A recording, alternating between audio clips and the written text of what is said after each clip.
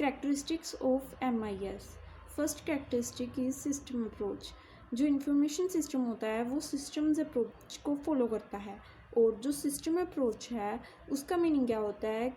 होलिस्टिकल approach. होलिस्टिकल means पूरे की study करना, पूरे सिस्टम का एनालाइज करना इंस्टेड ऑफ उसके सब सिस्टम्स को करना अलग अलग। To the study of system and its performance in the light of objective for which it has been constituted. So system approach imply करता है holistical approach to the study of पूरे system की और उसकी performance की holistical study करना means पूरी study करना in the light of क्यों करनी, तांजो जो ऑब्जेक्टिव्स जिनके लिए उस सिस्टम को बनाया गया था वो पूरे हो रहे हैं या नहीं, इनको समझने के लिए। इन अदर वर्ड्स सिंपली हम बोलें सिस्टम अप्रोच का मतलब यही होता है कि एक कंप्लीट लुक लेना एट दी इंटरलॉकिंग सब सिस्टम्स। जो ऑर्गेनाइजेशन में सब सिस्टम्स काम कर रहे हैं उनके पर एक कंप्लीट लुक लेना। Next characteristic is management oriented. This is an important characteristic of MIS। ये MIS की एक इम्पॉर्टेंट कैरेक्टरिस्टिक है। फॉर डिज़ाइनिंग MIS को डिज़ाइन करने के लिए हमेशा टॉप डाउन अप्रोच को यूज़ किया जाता है। टॉप डाउन अप्रोच जो सजेस्ट करती है कि that the system development starts from determination of management needs. क्या जो सिस्टम को हमें डेवलप करना है उसकी डेवलपमेंट हमेशा कहाँ से शुरू होनी चाहिए? मैनेजमेंट नीड्स, जो मैनेजमेंट को नीड्स होती हैं उनसे, and the overall business objective, और बिजनेस के जो ऑब्जेक्टिव्स होते हैं। हमें सिस्टम को डेवलपमेंट किस चीज़ों के आधार पर शुरुआत करनी चाहिए कि मैनेजमेंट की जो नीड्स होती हैं उस ऑर्गेनाइजेशन में, और उस बिज़नेस के जो मेन ऑब्जेक्टिव्स होते हैं। The MIS development plan should be derived from the overall business plan. हमेशा MIS का डेवलपमेंट प्लान किस पर आधारित होना चाहिए? बिजनेस के ओवरऑल प्लान पर। Management oriented characteristic of MIS also implies that the management actively directs the system development efforts.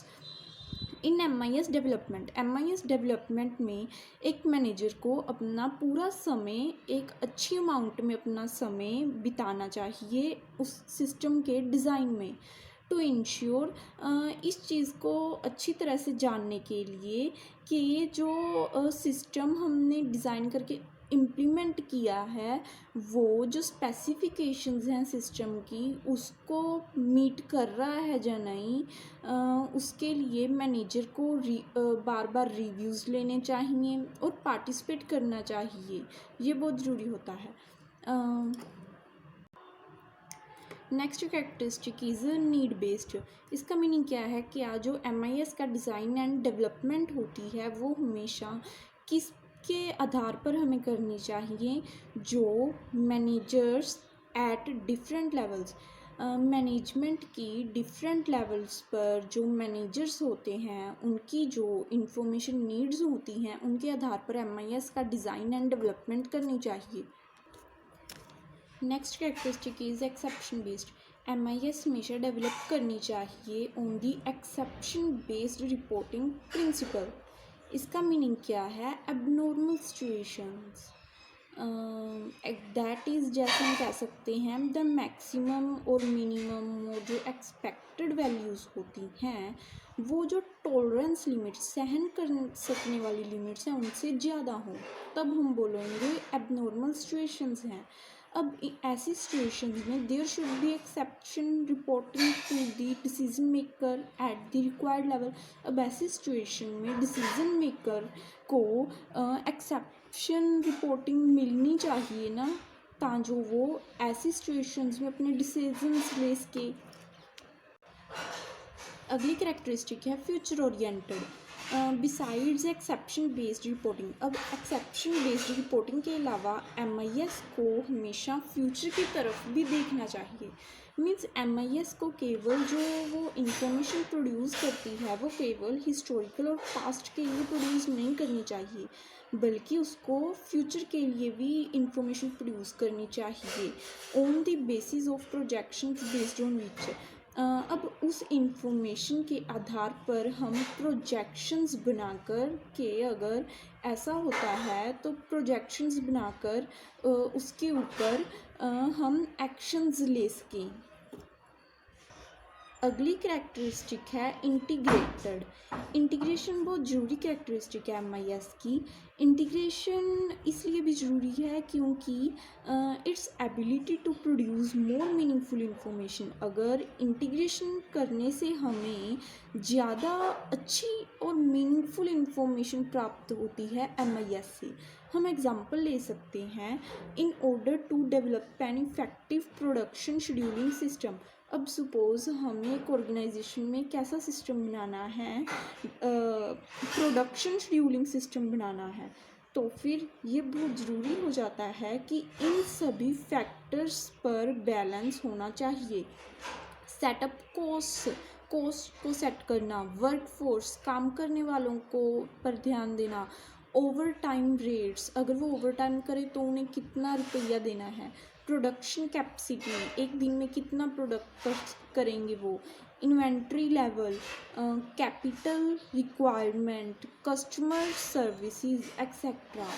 अगर सिस्टम इग्नोर करता है इनमें से किसी भी एलिमेंट को, सपोज हम मान लेते हैं कि एलिमेंट्री लेवल को वो इग्नोर करता है, इस एलिमेंट्री लेवल को, देन जो MIS होगा वो मैनेजमेंट को optimal picture means correct picture नहीं देगा ऑर्गेनाइजेशन की।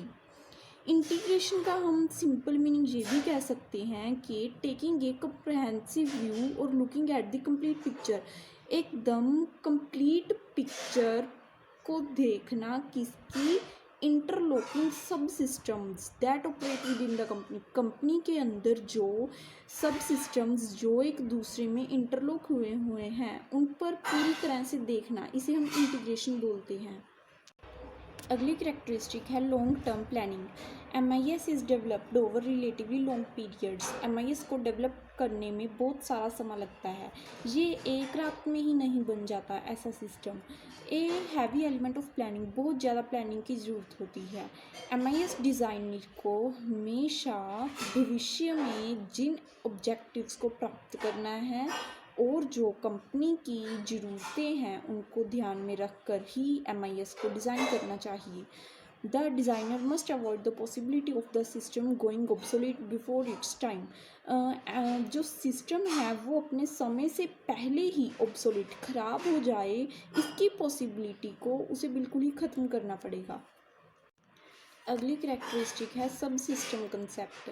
जो MIS डेवलपमेंट का प्रोसेस होता है वो कम्प्लेक्स होता है, इसलिए हम सिस्टम को एक पूरे सिंगल एंटिटी मतलब एक पूरे सिस्टम को एक समझने की जगह हम उससे तोड़ सकते हैं छोटे छोटे सब सिस्टम्स में, जिन्हें हम अच्छी तरह से समझ सकते हैं प्लानिंग स्टेज में।